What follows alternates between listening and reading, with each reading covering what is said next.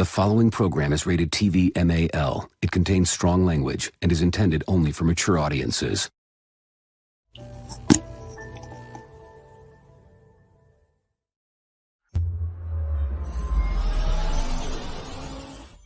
Hold up, hashtag heels for life. Wanna welcome everybody, yeah, we gotta get it hype. Hey, every week talking wrestling, we get into it. Current events, even guests that we're interviewing. Hosted by Chris, Kid USA, and Nappy Boy. Shout out to Ziggy, put the smack down, you can't ignore. The best you gon' find anywhere online. Tell the competition they about to get clothesline.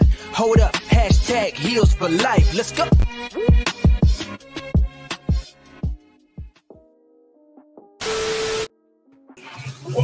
Welcome to Hashtag Good Life Wrestling Podcast.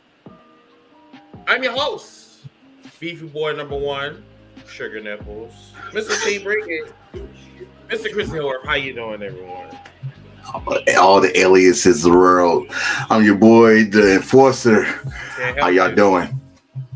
So, everyone, welcome. I don't know if a lot of people actually watch the pay-per-view. If you didn't watch the pay-per-view, you don't have to watch this podcast. Just refer back to it later. Just use this as a reference.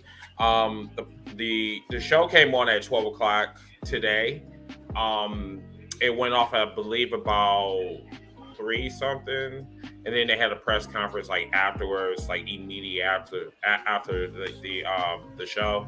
So from start to finish, we're going to break down the entire podcast, the entire pay-per-view from the pre-show all the way to the main event. So before we start,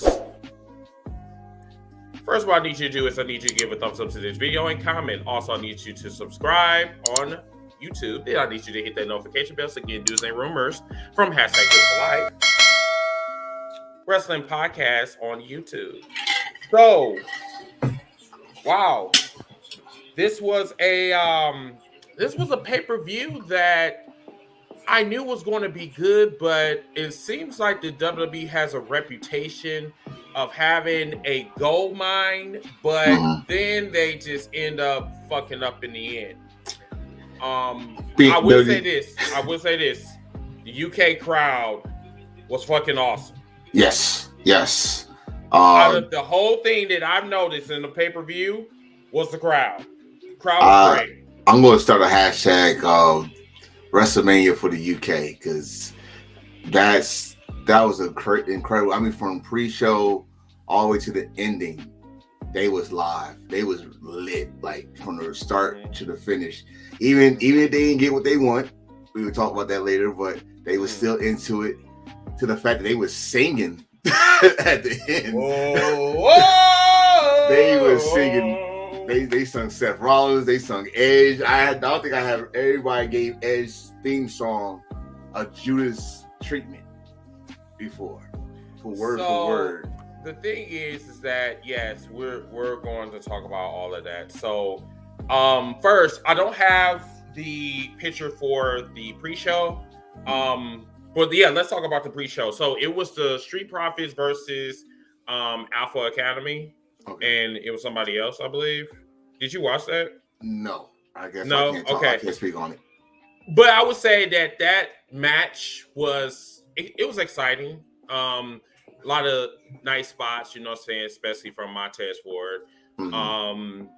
It lasted for probably about 10 minutes or so. But they got a huge pop, of course, Montez Ford and the Street Profits. Mm-hmm. I forgot who was it. Wait a minute. That's why I always have my notes. Okay. Yeah. Let me go back. Let's see. Oh, Madcap Moss and the Street Profits versus Austin Theory and Alpha Academy. So this is what I wanted to point out. So Madcap Moss got a huge fucking pop. Really? Yes, he got a huge pop, and it kind of. I was a little disturbed by that because I was like, I don't see anything interesting about Madcap Moss. I don't. He reminded me of that one cat that was friends with Zack Ryder. I forgot. He was his hype up man. I forgot what his name was. I know you're talking about because he's on in Impact now. I know exactly what you're talking about. He remind me so much of him. Like you got a whole bunch of talent, you got potential, but it's like, yeah. that's exactly what it was. But no, other than that, it was a really good match. I would definitely say that. Go ahead. I was gonna say, with me not even watching it, just by you saying that Alpha Academy and Street Profits alone, Chad Gable was pretty much very, very underrated for some people. Like I get he got the shoosh and the excuse me please, but as a wrestler, he's one of the best. Like he, honestly, you take that Jordan storyline, put him in it, that would have made more sense to me anyway. But but Madcap, when you say he got a huge pop, you see, I'm really surprised about it. He got a nice little pop. Yeah, I hope they can build off that. Like, okay, he got some European fans. I mean, because like if you gotta like really take in consideration that UK have not had a pay-per-view in almost 30 years. Exactly 30 years. So of course they're gonna be hyped and they want to send a statement that, hey, we want a WrestleMania here. Yes. Like I seen this. If we want to talk about storylines, I mean, UK was like building the case for themselves for them to have a WrestleMania just by the energy, like from start to finish. Like the energy was just infectious. Yes, it almost kind of reminded me of a AEW pay-per-view. I mean, not going to even lie to you.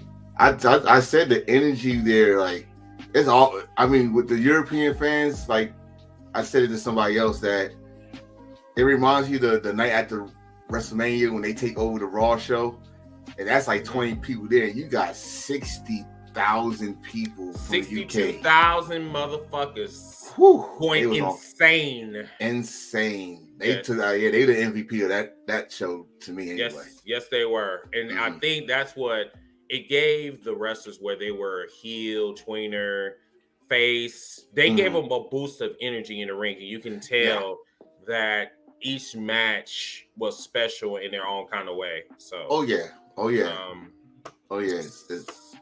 especially are we going to jump to the first match? We're gonna go to the first match. So Bianca Belair, Asuka, Alexa Bliss versus Damage Control, Bayley, Io Sky, and Dakota Kai. So parts of the match I wasn't really interested in, but then probably mid to the end of the match, I really got into it. I'm not gonna say the whole match was trash. I'm not gonna say that. They had spots that was actually pretty dope. Okay. But it's like the whole story was Bayley getting the pin on the women's champion so she could get her title shot. This was all about Bayley at the end of the day. Pretty much. But everybody else, I mean, it was cool. They had their decent spots. Asuka, she was being a beast as usual. Alexa Bliss, she looked a little bit out of place to me. I think Alexa Bliss is still trying to get her feel back, like where she was a couple years ago. She's not there completely, but like you said, everybody got their spots. Of course, Asuka's gonna get hers. Like when she did that that straight combination on Io Sky, the fans got up. The fans, that's the Asuka we know. And I want to say this too. It's a lot of history in that match too. As you saw, the fans did a little sing along they did for Bayley, which if you are an NXT fan back then when they did Take Over London, that was the same song they cheered for her then. And then also in that same event, Asuka's first WWE in-ring debut was in NXT London, Take Over London, and she got a huge pop. It was built for Bayley to get the pin. We already knew that was gonna happen, like to be the next challenger for Bianca. And I definitely agree. Michael Cole was awesome.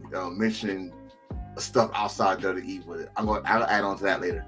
But the match was pretty much everybody get their spots on. But the end result was Bayley get the pin on Bianca because it wouldn't make no sense for her to pin anybody else in that match. But other than that, great energy from the crowd.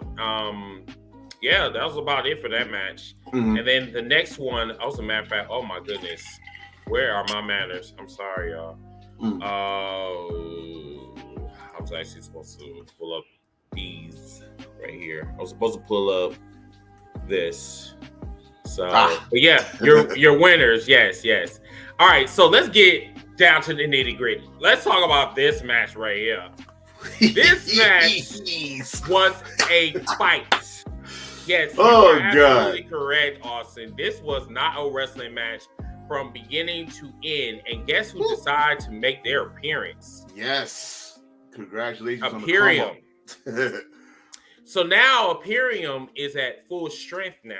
Mm-hmm. So in the beginning of the match, like the factions fought against each other, and then you had Gunther and Sheamus looking at each other like they did 2 weeks ago, looking at each other. I'm just like, so what the fuck you gonna do, nigga? So what the fuck you gonna do? What's up? What's good?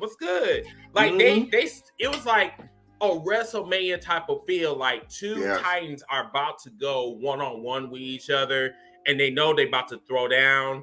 But like I said, like I've never seen Sheamus get manhandled by anyone in during his illustrious career in WWE. And yes, they also said that he is one of the most underrated wrestlers in WWE. We really don't talk about him like that, but every time that Sheamus is in a big time match, is he either overperforms or he has one of the a standout match. And I think honestly, like out of all the matches that we've seen this afternoon,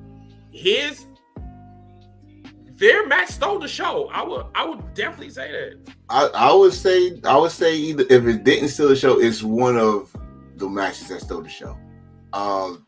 This match, I called it all when I saw it when it was booked. I was like, Shane's about to get some color on his chest. Did he ever? But like you said, at the beginning of the match, first of all, the surprise that Gino is back is in Imperium was full. There it is, that color. They just stood there while everybody else fought, which was incredible. Like, all right, they make the first move, you make the first move, all that stuff. But when the referee said ring the bell, it was stiff. And everybody got to remember this. Sheamus is very stiff. Like those, when he hits you, you hear it. And it seemed like we was hearing a whole bunch of from Gunner. Yeah, what we all know, Walter, Gunter, however you want to call him. Shit, when he touches you, gonna feel it too.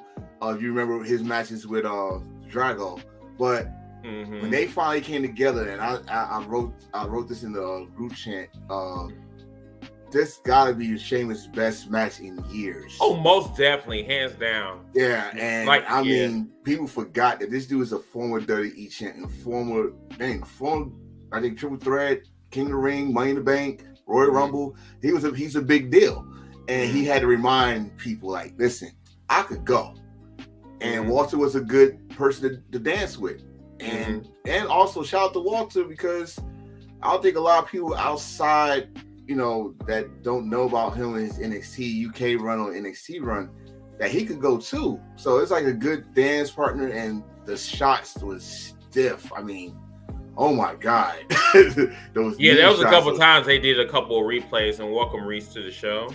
He just he it was good, the chops, the knees, he did the one spot I'm going to talk about, which is Sheamus. He did the what you call it, the barrel of the he beats the chest to the bottom in the end. Yeah, wherever Walter was running to, he'd catch him and continue to do it.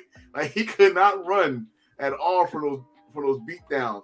But it was a good match. I mean, if you're gonna say it stole the show, it definitely did. I'm gonna definitely. Yeah, it's definitely one of the best IC title matches in a while. And the one thing that I do commend about this match is that it had a nostalgic to it. You know what I'm saying? Like they talked about Bulldog and Bret Hart, which was actually in the audience this afternoon.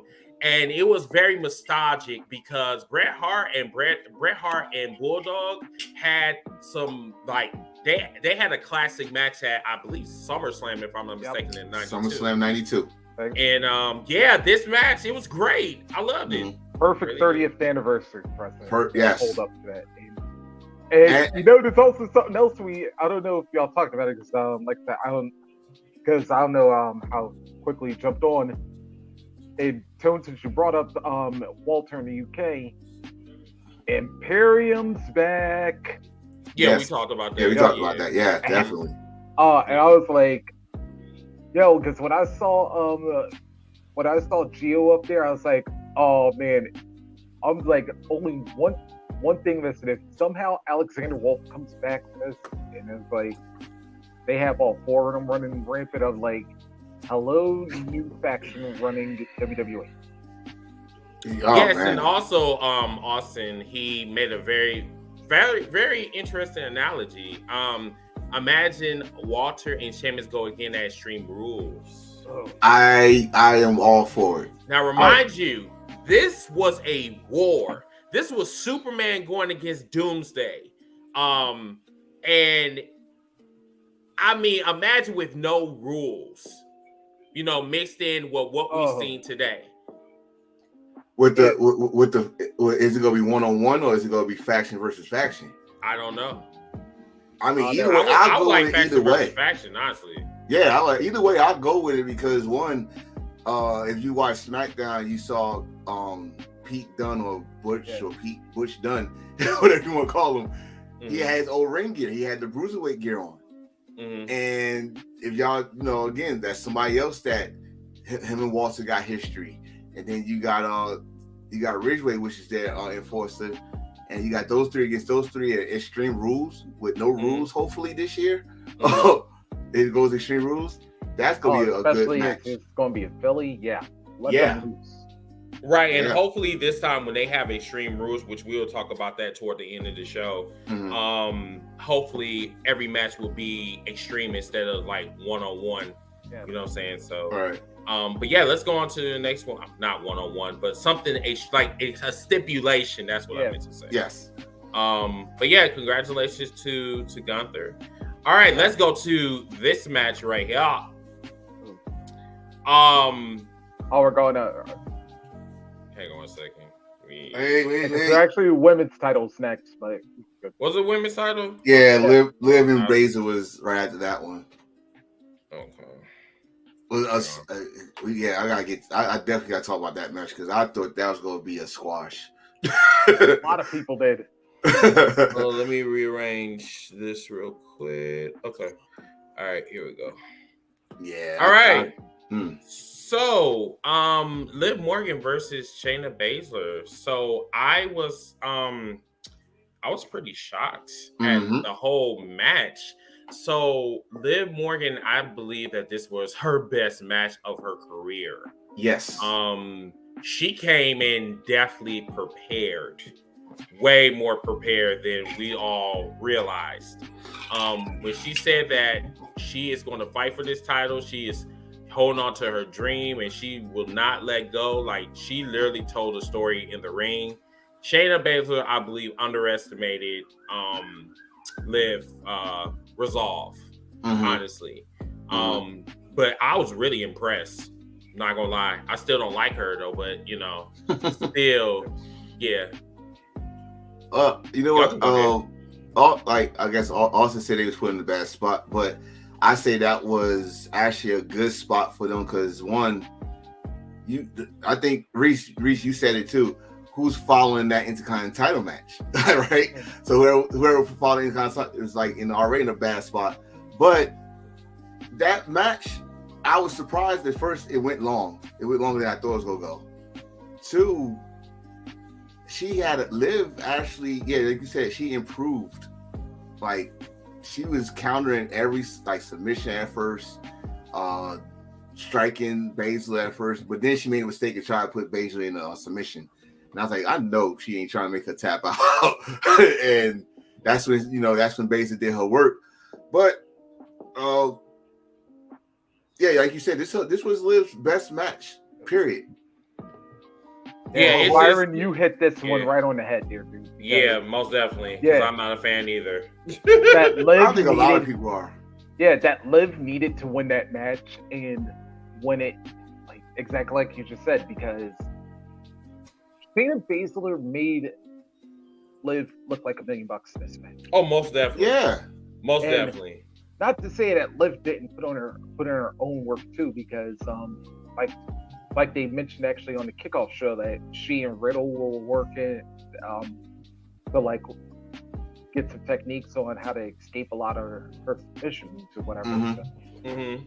But at the same time, that this kind of restores a little bit of Liv's credibility to this championship run, because if she had another win, like the win she had against Ronda at SummerSlam, or anything similar to that, trust me, all that would have done was turn the crowd against her even worse. And I was like, the fact that she was taking Shayna's best shots and actually countering a lot of them, that was like, okay, you kind of won the crowd back a little bit. A little bit, but not just a little. Yeah, just a little bit. Yeah. When she came out, it was either quiet or I heard a little bit boos. But when they gave them introduction, it got a little loud for her. But once this match started and she was, like you said, Sailor made her look a little bucks, and then you had some fans starting to believe her. At the end of that match, the UK fans appreciate what she did. So, but now the question is, we go from UK to Philadelphia. That's another crowd you got to win. Yeah, that is a brutal crowd. Yeah. I should know. Yeah, you from originally, Philly, right? Yeah, originally. Yeah, so you should know a thing or two about being brutal. Yeah, it's like I said, Santa Claus. The Trenton Philly crowds. Yeah, we could be really nasty if we wanted to. Yeah, boo Santa Claus. That's all I got. No, through snowballs in. All right, congratulations to Liv Morgan. Yes. All right, let's go on to the next one. Edge, Ray versus the Judgment Day. This is my need a thing. lucha name for Edge. There we go. What the fuck is this? What the fuck is this? Look like Ant-Man. He really do. Or either that, or I mean, that mask was too damn small on him. Maybe it might be the illustrations in the front, but yeah, that I'm like, what the fuck is this? I was afraid that he's gonna wrestle in that the whole match. I was like, thank God he took that right. Yeah, that's like he looks like a villain from Nacho Libre or something. Probably. Hey, I like Nacho Libre though. Funny. You was funny as hell. But what you guys thought about the match? It looked like a regular Raw match to me. And I was doing a root for this one, but for the parts I did catch, I had to say, like, Edge and Ray felt like 2002 all over again. And because I remember like when they were teaming up during the SmackDown 6 era, and of course Balor, of course, another guy from the UK area. Yeah, definitely going to show off in front of this somewhat home crowd. And then, Priest just learning from three of the best that ever done it. Yeah, I'm going to say this though. I kind of thought that the Judge Day was going to get this victory because they really need a big win. No, if you really, really look at it. Ever since Edge left them, they haven't been shit. But this is what we need to talk about right now. Yeah, they lost the battle, but they won the war. Almost definitely. So the Pillsbury Doughboy got tired of him being second place to Edge. Yeah, and he said it. He said it when after he punched the hell out of Edge nuts there. Thank God he ain't gonna have no more children. Shit. He went Snitsky. It's all your fault. He looked at him. He grabbed him. He said, "It's because of you. You had to come in on blah." And then, the shocker, I guess the real shocker, he actually clotheslined his own father. But it's honestly, we've been calling this for a month now, at least a month or two. Longer. Right. We knew. Yeah, it's just crazy that this shit happened overseas. But whatever. You know what? Honestly, to put it like this, over here we knew it was gonna happen, but it felt with that crowd, it's gonna be loud. like exactly how it happened. When he did that, they was emotionally invested. Oh, very much so. So Very I much think so. I think it was the right call to do it overseas because they know they had the right crowd that get emotionally invested with it. Yes. Oh yeah, Right. I saw like this one black girl in the crowd like directly after that clothesline happened. Yeah. Oh And no, the black strangely dude enough- too. Yeah. Oh yeah, I'm gonna get to that fan later, but I was like, damn.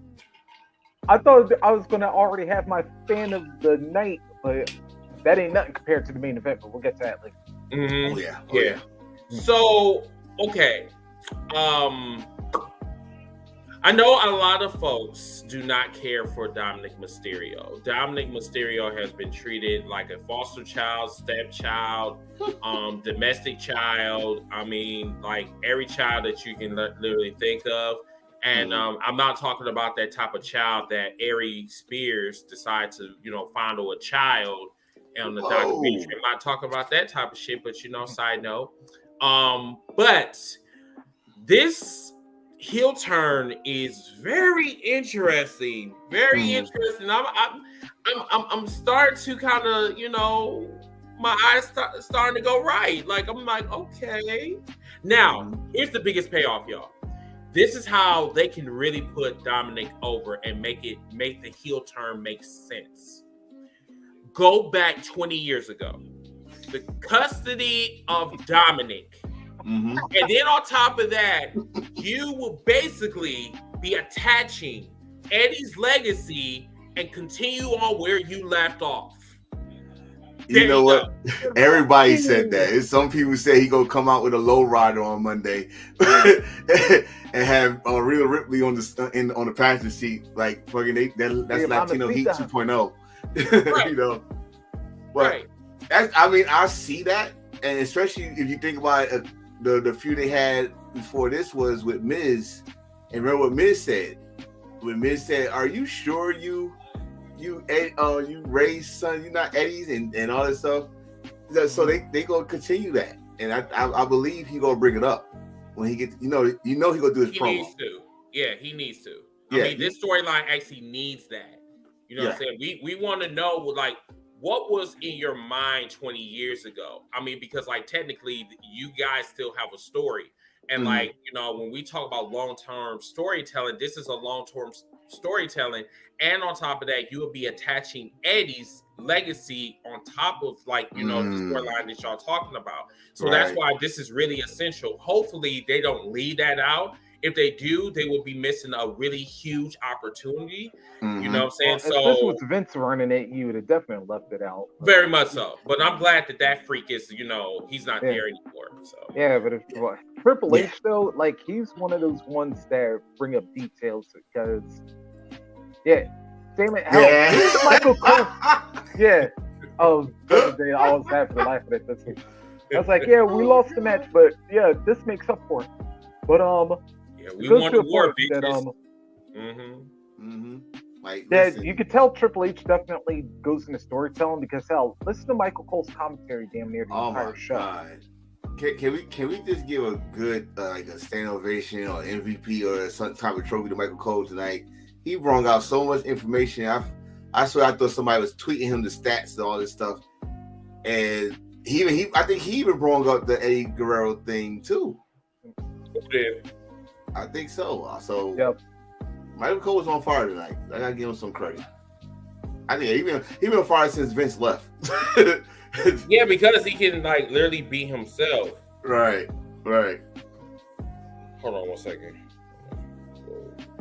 I was about to say, like, you notice it was kind of a small thing with Max. Yeah, he was like I said, he was on fire tonight, man. I mean, man, and even though I know y'all talked about the women's tag team match, like bringing up the three tails with Io and Asuka. Like, we talked about that. Yeah, this match. This match right here. Please tell me you have a picture of Seth in his outfit. Sure do. Oh God, that's Elton John, bro. Okay. Yes, it is. Very much so. I love the homage. I love it because Someone says, "Is that a Drake?" Like, no, that's Elton John all the way. The glasses. Yes, it the is. That is called I'm Edge, everyone, Yes, which, you know, yes. Seth Rollins is really good at. Yeah, But, especially when he played mind games with man, listen. That burned it down. No pun Listen. intended. Seth Rollins is up there with the greatest manipulator of all time. Like, he knew what the fuck he was doing in every wrist lock, every hold, every DDT, every pedigree, every counter. Like, Seth was always RKO. one step ahead. Yeah, an RKO. Seth was like one step ahead of Dolph Ziggler. He was like, "Oh, well, you're a weed head, so you know you're not exactly that smart." Yeah. So the one thing that I loved the aggression from Riddle. Yeah. But I love Seth. Seth was playing mind games the whole entire time. Like, anytime that he knew that he was getting ready to lose, he would either bring up a Riddle's family, saying that that's why your kids left you. That's why your wife left you. You ain't shit. You will never be shit. And that's why you are going to lose. And then when they got back and like toward the end of the match, Riddle was trying to hit Seth with the chair. So then now they up there, now he's giving chase. Then when Riddle tried to slide back in the ring, Seth like curve stumps him. And then like it was over from there. So then Seth finishes him off, going on the top rope, and then does a curve stump, another one. And then he get the 1, 2, 3. Did you notice his own one? Did you notice after he did the top roast, that big knot that Matt had on his head? No. He had a big knot on his head. He had a big knot on his head at that stomp. And listen, I'm gonna say this: as much as you like the Intercontinental title match, this also could have stole the show. They told a story in this match, and like a lot of people were surprised that Matt Riddle could go like this. Like, no, this is man, please, no, man. Matt Riddle, especially he's over in the UK. I told somebody this already, but he's over in the UK. Some of his best matches in the UK. So listen, he wasn't over in the UK today. Oh no. Oh no. Especially with that theme song, though. It's like, Seth Rollins. When Rollins comes out,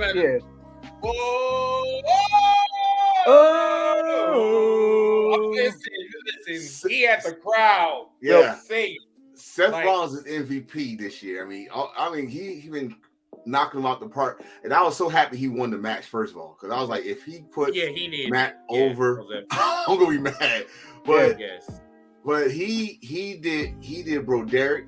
He did the Randy Orton DDT. He did the RKO. He got my head, the setup for the RKO, like when Randy did turn into the crowd, and then he did the pedigree. He was going through them, and after he finished them off, I was like, this gotta be it. Like they is like putting us through the motions. Like, I love it because Riddle kept on trying to get up, and he didn't like kick out. He like just lift your shoulder up, like he was like, I'm not done yet, He did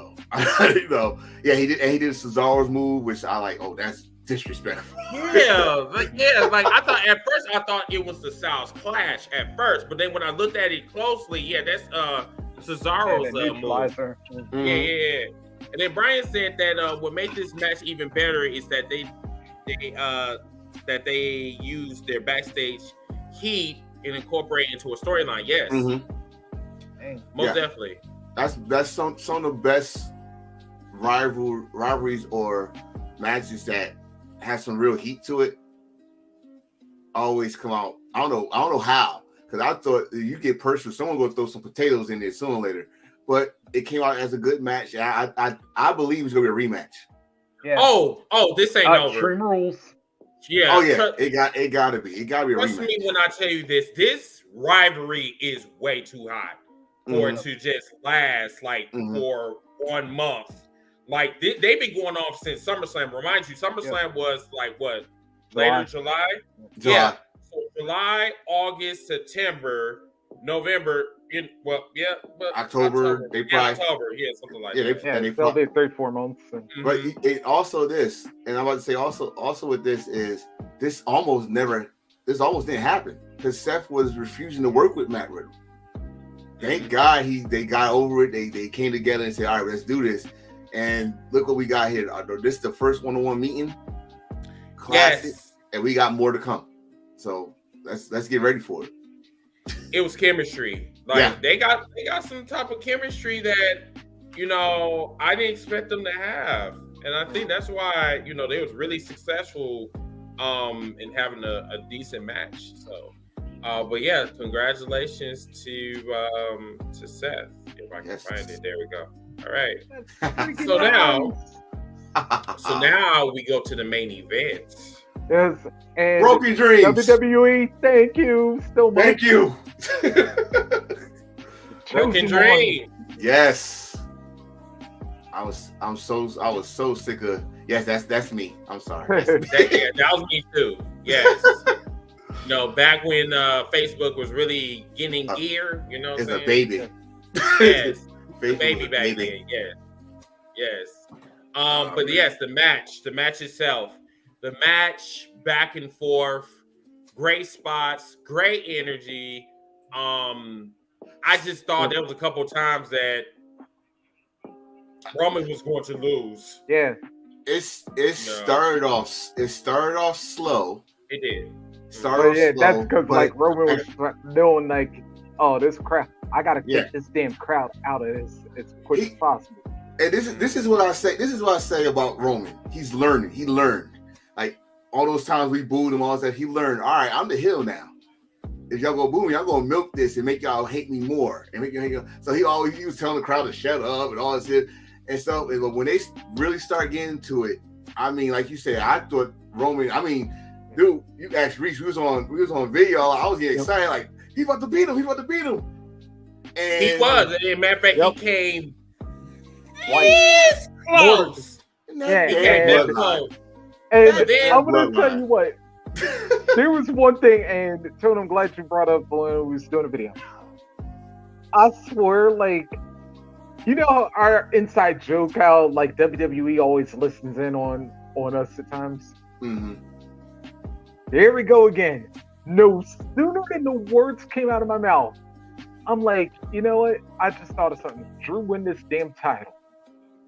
Dude, and I was like, I remember the conversation we had with him. I was like, y'all remember what I said before SummerSlam? If Theory don't cash in, they might have it. And then no sooner than the words came out my mouth, I hear A-Town down. And I'm like, you son of a bitch. However, here's the little factor in that. So he tried, A-Town down. He went down for the count, got knocked out by Tyson Fury. Ooh, your current, boxing champion. You know what I'm saying? Where's Chris Tucker when we need him? Right. You got knocked the fuck out. But you know what? When he said, and Chris, I'm going to tell you this right now. When he said that, I totally remember him saying it back in July. And I was like, holy shit, he might do cash in, and that'd be a way to keep Roman strong, but he pinned Drew McIntyre or something like that. Mm-hmm. And that music hit get the fuck out of here. Once he got knocked out, oh shit, so Drew is going to win. Mm-mm. Or so. Nope, that didn't happen. Mm-mm. Yeah. So we didn't think that Tyson Fury was going to be there and actually be a key of why Austin didn't cash in. Yeah. So I think what they're doing is the WWE is playing us. Every pay-per-view, every Raw, every SmackDown, they're playing us. Mm-hmm. I don't think Austin Theory is going to cash in this year because, number one, if they really wanted to, split up the titles, they would have did it tonight or did it this afternoon. They didn't do that. So I think what they're going to do is they're going to keep the titles on Roman, and I think Austin Theory is going to cash in at WrestleMania. I think that's what's going to happen probably. Well, let's not forget who else was at ringside.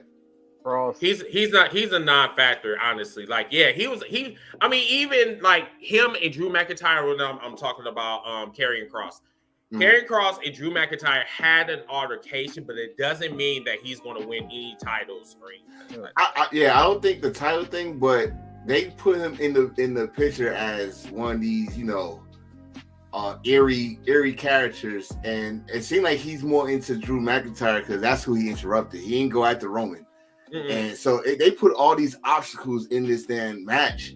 That you had Karrion Kross over here, you had Tyson Fury, and then we had little cousin obstacle off. So the cousin that said that he doesn't want to go to the main event. He's in the main event. He showed up this evening, y'all. Yep. Yeah, he showed up. So the Dennis the Menace cousin Solo. So he decided to show his ass up. He came from NXT 2.0. All that bullshit that he was spewing out on Twitter, talking about he wanted to be his own man, but yet he's just another helper. Yeah. Well, but it makes. But I will honestly say this: that the bloodline is unstoppable at this point. Unless another faction rises up against the bloodline, ain't nobody stopping Roman this year. Because Roman, all he gonna have is like nobody but his helpers. That's it. Remember what Roman said a couple weeks ago? He said to Sammy, though. He said, that Intercontinental looked good in the bloodline. Well, he was not talking about Sammy getting Intercontinental. He was talking about his little cousin right there. Yep. That will fill it up right there. And then all of a sudden, we might have those titles get unified. I hope not. But and if you watch NXT UK, not NXT 2.0, he got some unfinished business with Walter. So if you put the storyline there, like Imperium versus Bloodline can happen. That's where it looks like it's heading to. So it's and like you said, it's funny that he said that, but then again, remember, Jimmy had a shirt that says "No one's bitch," and look at where he at now. It's family, bro. It's family. It's the Samoan dynasty, and that's where the money at right now for WWE, and when it comes to Roman and his cousins, they are the dominant. They are royalty. I think somebody wrote on here. Bloodline is the WWE royalty. So I mean, yeah, that's basically what it is. I mean, like they're telling the story, but the thing about it is that Roman is not going to win clean. I mean, he's not going to lose clean. It's not going to be clean. It's going to be dirty. All the way to WrestleMania. So, and then on top of that, this is another thing that the WWE tries to do, and they try to like outsmart us and shit. So they keep counting down the days that Roman has been champion or whatever. They basically reminding us that we want him to hit the 1,000-day mark. You know what I'm saying? Like that's what the WWE is trying to do. They're trying to make him the modern day Bruno Sammartino or Hogan Hulk Hogan. Yeah, you know what I'm saying? So that's why I said they're not fooling nobody. They like to give out these little hints and letting us know that Roman is not going to be dethroned anytime soon. And then actually, I think like the 1,000-day mark. Probably just after the Royal Rumble, I think. But you know what? Just like you said earlier, Triple H actually do. I ain't gonna say he actually listen, but he do listen to what we saying. And if he pay attention online, and he does. He remember when we got all excited when Okada hit 770 days as champion.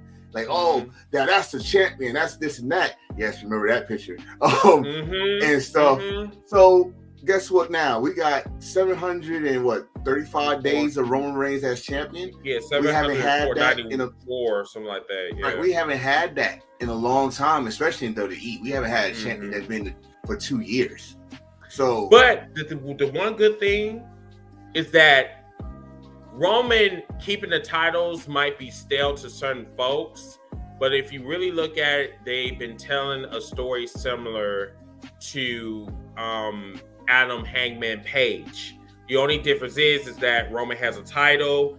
He's like still saying they acknowledge me, and people are still acknowledging him. He's not like, it's just the problem is that he's been champion for almost 3 years now. And his faction is building and it's getting stronger.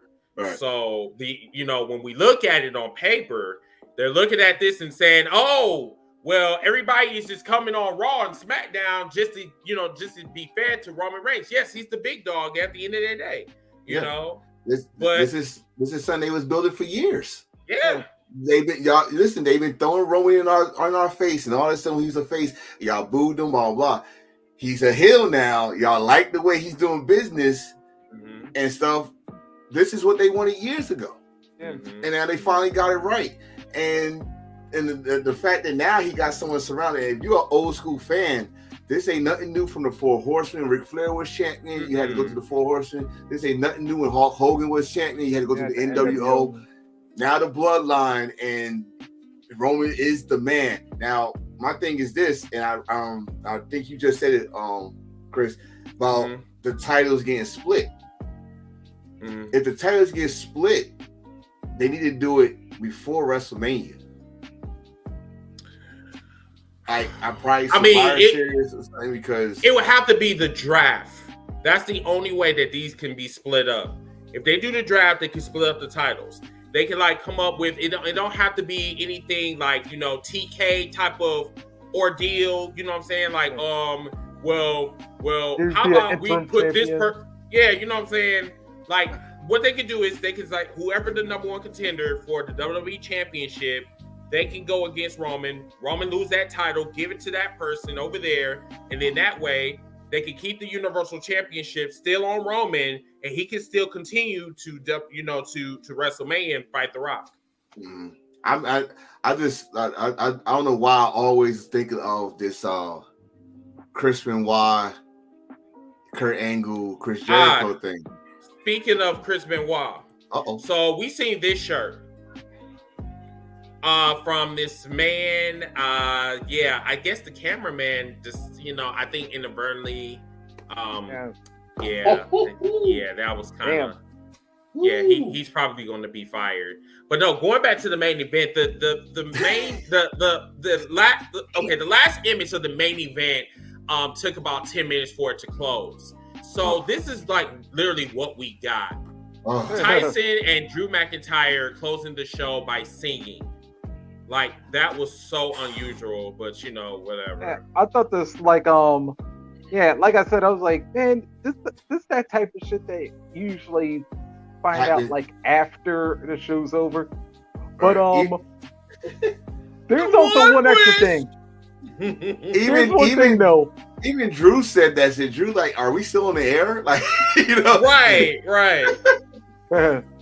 But there was one thing about as soon as Roman won, and when they were showing right after the replay, you know how they sometimes show a crowd reaction. There was this one black dude that was face palming after Roman wound up retaining the title. I was like, you know what? This dude gonna wind up replacing the black dude from WrestleMania 30 with the glasses when the streak ended. Right. Because I'm like, oh Lord. And matter of fact, I was trying to look to see how many pictures of that dude's up right now, because I'm like, that's gonna be the new meme of 2022 right now. But you know what? When it comes to people need to understand about especially UK fans. All right, they were shocked that boy didn't win. I'm happy that they was not too drunk to really disrespect WWE and Riot for real. Because like I said, if y'all know soccer fans, there were AEW champs. I was gonna get to that. I was gonna get to that. It was one dude that was loud as hell. AEW. I was like, who the fuck is that guy right in the mic saying that shit? But one thing about UK fans, all you gotta do is have some drinks and have a sing along, I guess, and everything's okay. We just gonna forget what happened, and that's what because after the match, Drew McIntyre got up. I've been pissed the hell off. I told Reese, listen, I'm from New Jersey. If I'm losing New Jersey, ain't gonna nobody to be singing for me. You fucking out the fucking ring, you fucking loser, anything. You know what I mean? Yeah. So I I think that's the last thing that I would be doing is singing some Cinderella type of songs or whatever. Why am I singing a song that I just lost? Knock him out. Right, that's what I was waiting for. I was waiting for Tyson to punch him, or that's what I was waiting for too. Oh, the face. Now we didn't mention this, but the face-off between Tyson and Roman. I think they're planting seeds for next year. I don't think that they're gonna. If they do it, they're probably going to go to that blood country that doesn't allow women to show their titties. There you go. So, I'm gonna say that. I'm gonna say that's gonna be the blood. They're coming up in November anyway. Yeah, and then the crazy thing is that them people still feel that think that Randy the Macho Man is still alive. So I won't be watching that pay-per-view. I don't really care for their pay-per-view. I think I'll watch it for one match and that's it. If it's like if it's within the storyline of the show, I'll watch it. With you try and bring back Undertaker and Kane and DX and all that shit. No, don't do that. Don't do that. Shawn Michaels can barely come to the ring with his cross-eyed ass. Undertaker breaks his hip, break his back, or whatever. Like he riding on a horse, like he's about to do a Chris Reed type of situation. That's what I'm saying. Like he's too fucked up for me. Yeah, he definitely said that. And we don't need. It's not the only thing about Crown Jewel only thing about Crown Jewels, like all this is going to do is give. What's my man there? That's always from there. Mansois, that'll give it the model thing again. Oh God. Yes. So yes, let's talk about some of the rumors, fiction, fact, or whatever. So, fact. You need to stop listening to the fucking dirt sheets. That's number one, y'all. Number two, all right? Bray Wyatt didn't come out and y'all motherfuckers are salty. Bray Wyatt is not going to come back on your time. Bray Wyatt's going to come back on the WWE's time. He's going to come back when it makes sense. It does not make any fucking sense to come back to a pay-per-view that's literally a house show. So it really wouldn't make sense for him just to pop up like out of nowhere. You know what I'm saying? Like he needs a story behind that. You know what I'm saying? Like I want Bray Wyatt to come back, but it has to make sense. Right. And then Braun Strowman. Braun Strowman can suck my dick as far as I'm concerned. Like I don't really give a fuck about Braun Strowman. This is the same man that needs to control his narrative by staying in his fucking lane instead of talking about the indies wrestling. Oh God, thank you for bringing. How fucking. Oh God, I got a quote Cody on this. How apropos that you was talking shit about the indie wrestling business. Mad shit, and look where you at now. That's what you like where you at right now, like my nigga, like you are in indie wrestling, the same fucking promotions that you were talking shit about a year ago, and you're not. And now you want to come back to the WWE. I mean, that's it. Now I don't remember him saying it, but I'm gonna tell you right now, I am one of the fans that don't want it. I mean, because there's really no need for him to come back. I mean, like who in the fuck are you going to? I mean, who in the fuck he's going to face? Almost there. Yeah. Oh God, Lord, that's gonna be slow. Fuck out of here. That's gonna be slow. Like, bro, like what? Why? They're gonna have a raw battle. That's what they're gonna have. That's all they're gonna have. Fuck out of here with that shit, man. Like, I like that one. UK crowd too drunk. But yeah, let's see. Derek said that Triple H said that he doesn't want old part-timer wrestlers on his show. I don't know if he actually said that verbatim. I don't know if he said that though. But if he did, I kind of believe that since Goldberg kind of said he had not heard from WWE in a while. Good. He don't need to hear. Well, technically, his contract expired, so they shouldn't hear from him. Yeah. Good. They don't need to hear back from Goldberg. Goldberg makes me sick. Anytime that he shows up on TV, I'll be like, I just turn my shit off. Like dead ass. He was on Chris Jericho's Talk is Jericho, so that's probably another reason why they didn't call you Goldberg. You're talking to an AEW guy. So can we talk about something since we on here? Sure. Can we talk about that Triple H interview? So yeah, we talked about that yesterday. Triple H had some very interesting words about so the interviewer asked him a question. It was about did Triple H feel some type of way when he lost to AEW? Now feel me, y'all. This man, number one, said that back when he was running NXT Black and Gold, he said it was a third brand. He did. Right? On TV. Yep. So now, yesterday, fast forward to yesterday, while he was in the interviewer asked him, he was just like, okay, so do you have any ill feelings of how you lost? He didn't say it like that, but he was like, do you have any ill feelings of how your former brand lost to the competition? And he was just like, oh, well, I mean, we lost to, they be a developmental. I'm like, pause. Oh, developmental? No. Finish that. Good for them. Like, Good for them. Like they was preschool, like they from preschool. Y'all made some little picture of your parents. Oh, look at that, cute. Good for you. Listen, and I see everybody talk about. I just want to put my 2 cents on it. Okay, one, we remember what you said, Paul. We remember exactly what you said. Mm-hmm. Okay, it's real documented. This is what technology does for you. Everything you say is recorded. Yes, but I get what you're saying. On a side note, okay, good. You beat NXT. Come to Monday. Come to Friday. Let's see how Don might do against this show. Maybe, I don't know. I'm not Paul's agent, not Paul, and I'm Paul's mind. But you picked the wrong words. The wrong fucking words. And I know you ain't old enough to lose your memory because that was just a year or two ago. Probably almost the same time you said Pence Ant Company. We're not gonna let that go either. But, yes, and that was in 2019. So excuse me. That was 2020 when he said that at the Hall of Fame. But let's kind of get to the nitty gritty of Triple H. And people think that WWE, AEW is not at war. I'm going to tell you this one more fucking time. Anytime that you have a company that's similar to yours, that's called competition. I don't give a fuck how long the company been in. If my shit is similar to yours, like Walmart, Kmart, they're in competition because they are the same. They got the same low prices. McDonald's, Burger King.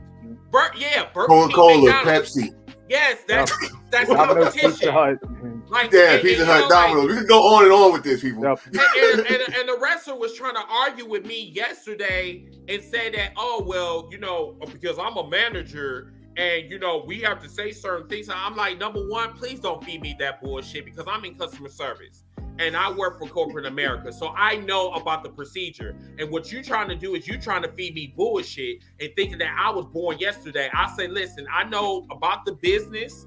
I don't know in and out of the business, but I know enough to know that you're feeding me bullshit. And that's bullshit that you're feeding me. AEW and WWE is clearly in competition with each other. And Triple H feels some type of way because his developmental brand got beat by a pissant company that he said in front of Billy Gunn. That was his baby. Yeah, that was Triple H's baby. I mean, honestly, we all, y'all know I'm gonna say it. That was NXT was saving WWE ass. They had the takeovers that was better than the main roster stuff. They had all that stuff. So yes, he feels some type of way, but at the same time, I like what she said because I said this too. I said WWE and AEW is kind of working together without even knowing they working together. Because look at what's gonna happen tomorrow. You would thought if you was in competition, you'd have put World Collide against All Out, but you knew you was not gonna win. You knew nobody's gonna watch World Collide. So what you do, you put it at 4:00. 4:00 when my That's show what I'm saying. Like you can do it anytime you literally choose. Yeah, you can do it at 12:00. You can do it like, and it reminds you, it's in Orlando. Yep. So why would you do it so late? You know what I'm saying? I mean, I get it that like it's a Sunday. It's a like why would you you could have put it like at 2:00. But you wanted to do it right before AEW because you want everybody to talk about, Worlds Collide. And I'm sorry, but AEW does not have that type of clout where it's going to be good enough that I'm not going to talk about AEW. And I'm sorry, WWE took a loss tonight. Right after the main event, they started chanting for AEW and it got on Twitter. So you already took an L already. Yeah. And we're not even on Sunday yet. Not to mention, it's like, this is like what we called that like Super Saturday a couple years ago when New Japan did Royal Quest, Mhm. Then WWE had the UK takeover in Cardiff, and then AEW had All Out all on the same night.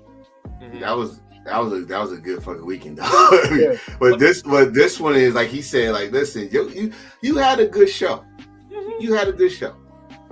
But once you got to that ending, and I said this is WWE. What are y'all surprised? It was gonna go. They could have done the ending a little bit better, but this is WWE, and right then and there, we heard it loud and clear. Someone's right either in Michael Cole's right there, or someone right behind them said AEW loud. Not once, not twice. They said it 3-4 times. A lot. Even when they were singing, you heard AEW. So I'm not disagreeing with the loss. I'm just gonna say this: the main event, because the show as a whole was a great show. But again, the last thing people gonna remember is y'all singing and people chanting AEW. Sweet Caroline and all that, yeah. Right. If they would have just cut it.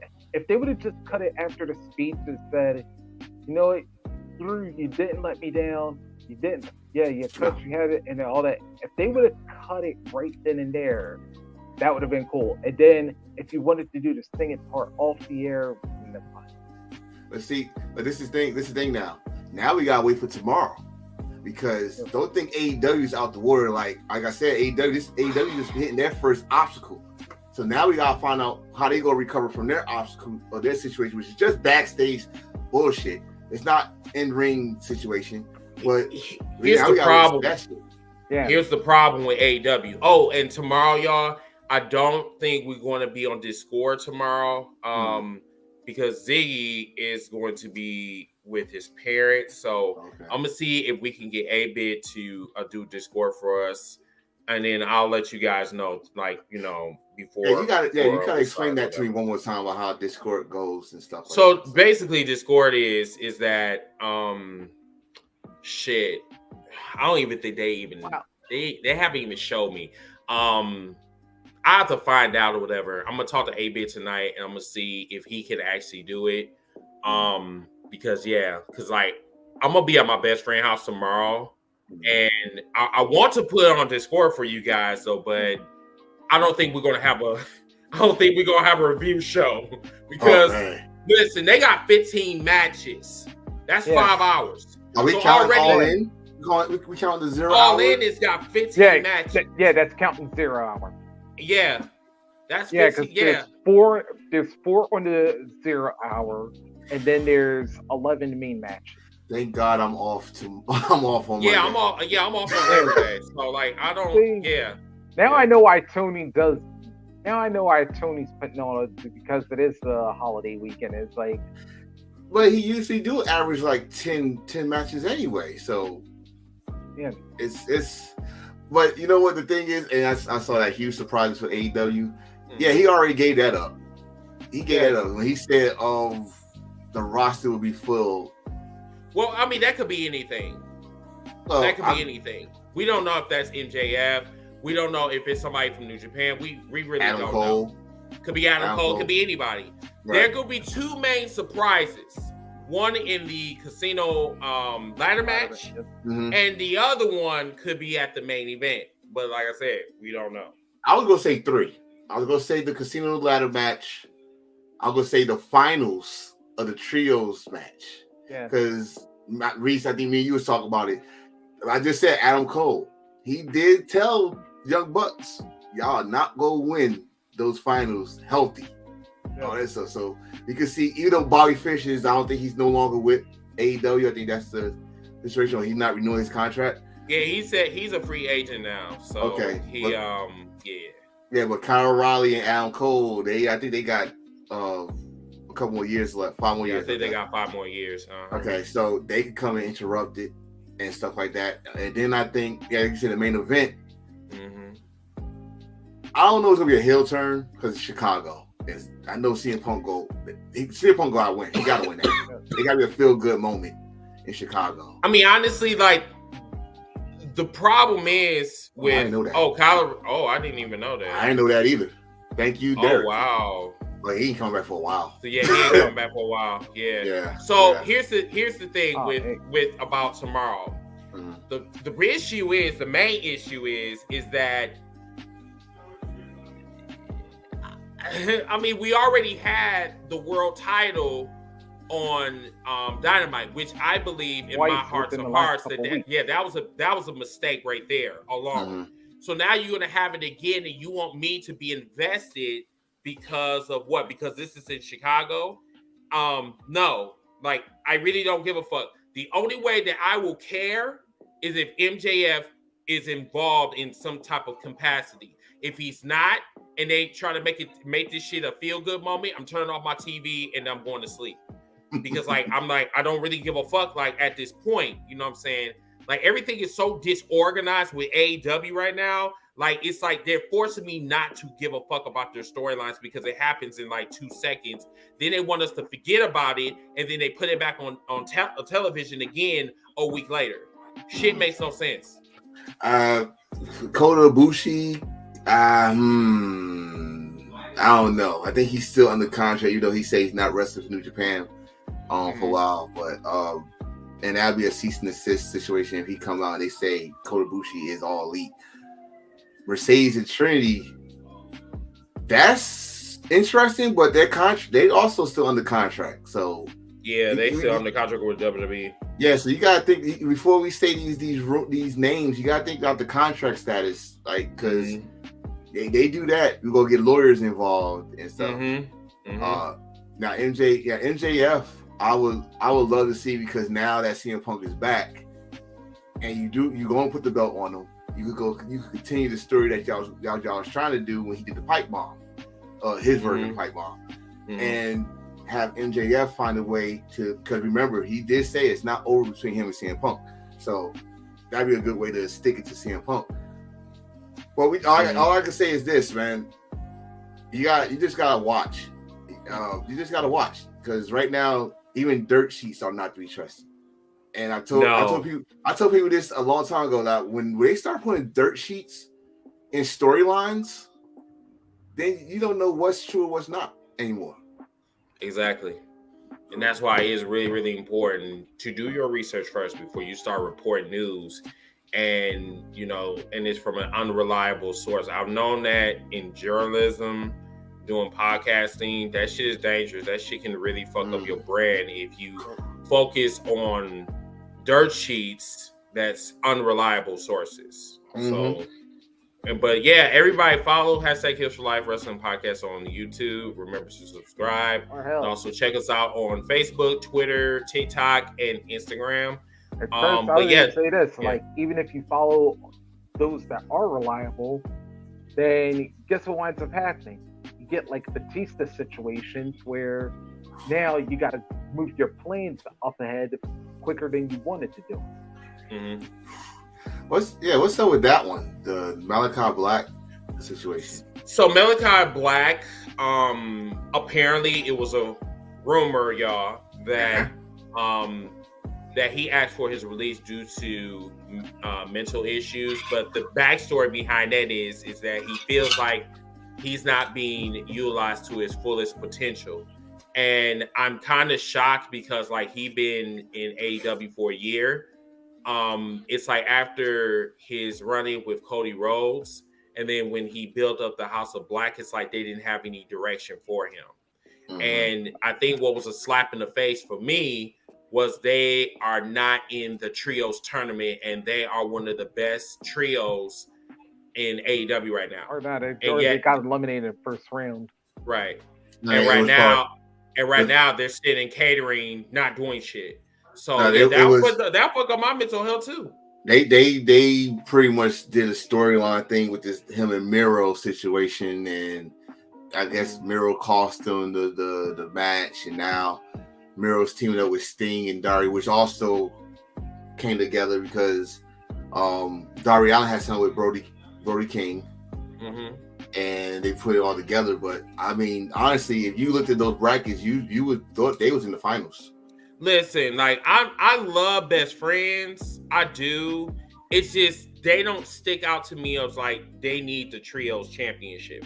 I know that like they are one of the first people to be there. I get it, but they haven't in order for you to be a champion, you need to like been doing dominating things. The only thing that they've been doing more so, it's been Orange Cassidy that really been standing out to me in some of his matches. Well, the finals is the Elite against Dark Order, and they made a storyline off of that. You think about it.